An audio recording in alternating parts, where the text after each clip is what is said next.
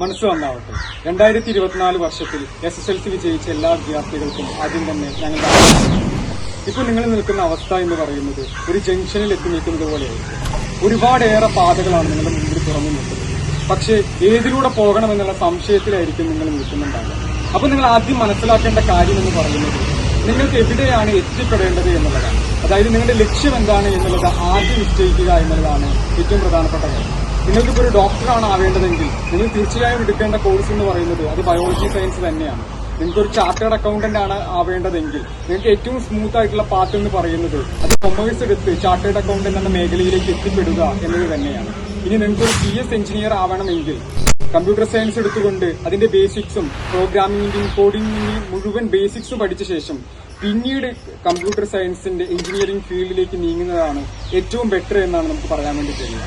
അതുപോലെ തന്നെയാണ് ഹ്യൂമാനിറ്റീസ് എടുത്തുകൊണ്ട് LLB ചൂസ് ചെയ്യുന്നതാണ് ഒരു വക്കീലാവാൻ ആഗ്രഹിക്കുന്ന ആൾക്ക് ഏറ്റവും ഉചിതം എന്ന് പറയുന്നത്.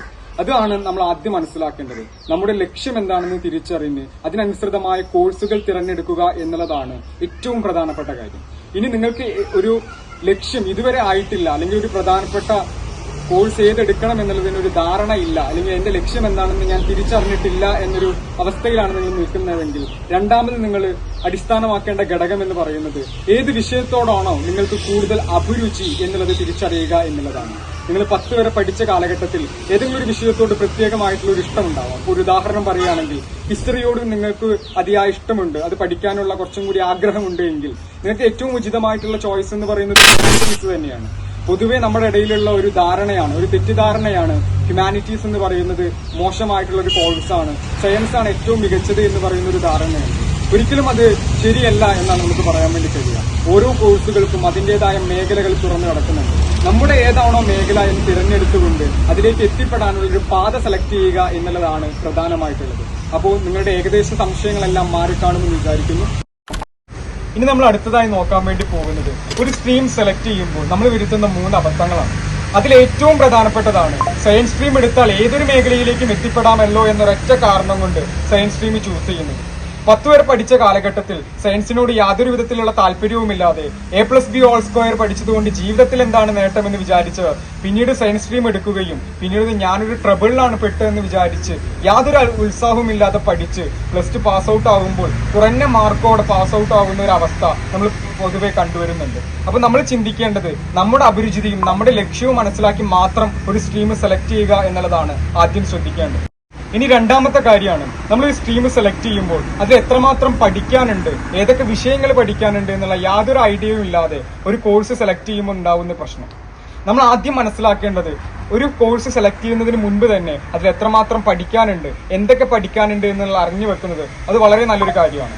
ഇതിനു മുൻപ് ഈ കോഴ്സ് കംപ്ലീറ്റ് ചെയ്ത സീനിയേഴ്സുമായിട്ട് അഭിപ്രായങ്ങൾ ചോദിച്ച് അവർക്ക് ഇത് ഈസി ആയിരുന്നോ അല്ലെങ്കിൽ ഹാർഡ് ആയിരുന്നോ എന്നുള്ള കാര്യങ്ങളൊക്കെ മനസ്സിലാക്കിക്കൊണ്ട് അത് വെച്ച് അവരുടെ അനുഭവങ്ങൾ നമുക്ക് എടുക്കുക എന്നുള്ളതല്ല, മറിച്ച് അവരുമായി കമ്പയർ ചെയ്തുകൊണ്ട് നമ്മുടെ കോമൺ സെൻസിൽ ആലോചിച്ചുകൊണ്ട് നിങ്ങൾക്ക് പറ്റിയ മേഖലയാണോ, നിങ്ങൾക്ക് ഇവിടെ സർവൈവ് ചെയ്യാൻ വേണ്ടി കഴിയുമോ എന്ന് ചിന്തിച്ച് മാത്രം ഒരു കോഴ്സ് സെലക്ട് ചെയ്യുക എന്നുള്ളതും ഏറ്റവും പ്രധാനപ്പെട്ടതാണ്.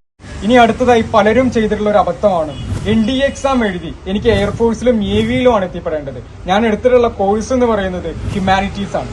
നിങ്ങൾ ആദ്യം മനസ്സിലാക്കേണ്ട കാര്യം എന്ന് പറയുന്നത് ആർമിയിൽ എത്തിപ്പെടാൻ നിങ്ങൾക്ക് ഹ്യൂമാനിറ്റീസിലൂടെ സാധിക്കും, പക്ഷേ എയർഫോഴ്സ്, നേവി എന്നിവയിലേക്ക് എത്തിപ്പെടാൻ സയൻസ് ബാക്ക്ഗ്രൗണ്ട് നിർബന്ധമാണ്.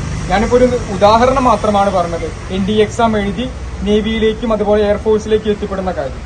അതുപോലെ തന്നെ നിങ്ങൾക്ക് എത്തിപ്പെടേണ്ട മേഖല തിരിച്ചറിഞ്ഞുകൊണ്ട് കോഴ്സ് സെലക്ട് ചെയ്യുക എന്നുള്ളത് ഇവിടെ ഏറ്റവും പ്രധാനപ്പെട്ടതാണ്. നിങ്ങൾ ഏത് കരിയറിലേക്കാണോ എത്തിപ്പെടേണ്ടത് എന്നുള്ളത് നിങ്ങൾ ആദ്യം മനസ്സിലാക്കണം. അതിന് ഏത് എക്സാം ആണോ എഴുതേണ്ടത് എന്നുള്ളതാണ് ഏറ്റവും രണ്ടാമതായി മനസ്സിലാക്കേണ്ട കാര്യം. മൂന്നാമതായി മനസ്സിലാക്കേണ്ടത് ഈ കരിയറിലേക്ക് എത്തിപ്പെടാൻ വേണ്ടി അതിന്റെ എലിജിബിലിറ്റി ക്രൈറ്റീരിയ മനസ്സിലാക്കി കോഴ്സ് സെലക്ട് ചെയ്യുക എന്നുള്ളത് ഏറ്റവും പ്രധാനപ്പെട്ടത്. ഇനി അടുത്തതായി നോക്കാൻ വേണ്ടി പോകുന്നത് ഓരോ സ്ട്രീം എടുക്കുകയാണെങ്കിൽ അതിൽ എത്രമാത്രം വിഷയങ്ങൾ പഠിക്കാനുണ്ട് എന്നുള്ളതാണ്. നമുക്ക് ഏറ്റവും ആദ്യം ബയോളജി സയൻസ് നോക്കാം. ബയോളജി സയൻസിൽ ഫിസിക്സ്, കെമിസ്ട്രി, ബയോളജി അതുപോലെ തന്നെ മാത്സ് എന്നീ വിഷയങ്ങളാണ് പഠിക്കാനുള്ളത്. അടുത്തായി നമുക്ക് കമ്പ്യൂട്ടർ സയൻസിൽ ഏതെല്ലാം വിഷയങ്ങൾ പഠിക്കാനുണ്ട് എന്നുള്ളതാണ്. കമ്പ്യൂട്ടർ സയൻസിൽ പഠിക്കാനുള്ള വിഷയങ്ങൾ ഫിസിക്സ്, കെമിസ്ട്രി, മാത്സ് അതുപോലെ തന്നെ കമ്പ്യൂട്ടർ സയൻസ് എന്നുള്ളതാണ്. അടുത്തായി നമുക്ക് കൊമേഴ്സിൽ ഏതെല്ലാം വിഷയങ്ങൾ പഠിക്കാനുണ്ട് എന്നുള്ളത് നോക്കാം. കൊമേഴ്സിൽ പഠിക്കാനുള്ള വിഷയങ്ങൾ എന്ന് പറയുന്നത് accountancy, economics, business studies, computer application അല്ലെങ്കിൽ മാത്സ്. അടുത്തതായി നമുക്ക് ഹ്യൂമാനിറ്റീസിൽ എത്രമാത്രം വിഷയങ്ങൾ പഠിക്കാനുണ്ട് നോക്കാം. ഏറ്റവും ആദ്യം ഹിസ്റ്ററി, അതുപോലെ തന്നെ പൊളിറ്റിക്സ്, ജോഗ്രഫി ഓർ സോഷ്യോളജി, അതുപോലെ തന്നെ എക്കണോമിക്സ്.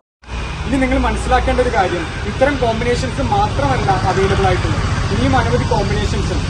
പക്ഷേ നമ്മുടെ അവിടെ അധികം പോപ്പുലർ ആയിട്ടുള്ള കോമ്പിനേഷൻസ് ആണ് ഞാൻ പറയുന്നത്. നിങ്ങൾ മനസ്സിലാക്കേണ്ടത് നിങ്ങളുടെ വീടിനടുത്തുള്ള സ്കൂളുകളിൽ എത്തരത്തിലുള്ള കോമ്പിനേഷൻസ് ആണ് അവൈലബിൾ ആയിട്ടുള്ളത് എന്ന് അന്വേഷിച്ച് നിങ്ങൾ കൃത്യമായ കോമ്പിനേഷൻസ് ചൂസ് ചെയ്യുക എന്നുള്ളതാണ് ഏറ്റവും പ്രധാനപ്പെട്ട കാര്യം. ഇപ്പൊ നിങ്ങളുടെ ഏകദേശം കൺഫ്യൂഷനൊക്കെ മാറിക്കാണെന്ന് വിചാരിക്കുന്നു. ഇനി നിങ്ങളൊരു കോഴ്സ് സെലക്ട് ചെയ്ത് നിങ്ങൾക്ക് അഡ്മിഷൻ ലഭിച്ചാൽ തന്നെ നിങ്ങൾ 100% എഫേർട്ട് എടുത്തുകൊണ്ട് നിങ്ങളുടെ ലക്ഷ്യത്തിന് വേണ്ടി പ്രവർത്തിക്കുക എന്നുള്ളതാണ് ഏറ്റവും പ്രധാനപ്പെട്ട കാര്യം. അപ്പോൾ നിങ്ങൾ ആഗ്രഹിച്ച കോഴ്സ് ലഭിച്ച് നിങ്ങളുടെ ലക്ഷ്യത്തിൽ എത്തിപ്പെടാൻ കഴിയട്ടെ എന്ന് ആശംസിച്ചുകൊണ്ട് ഞാൻ ഈ വീഡിയോയുടെ വൈൻഡപ്പ് ചെയ്യുന്നു. മനസ്സ് വന്നാൽ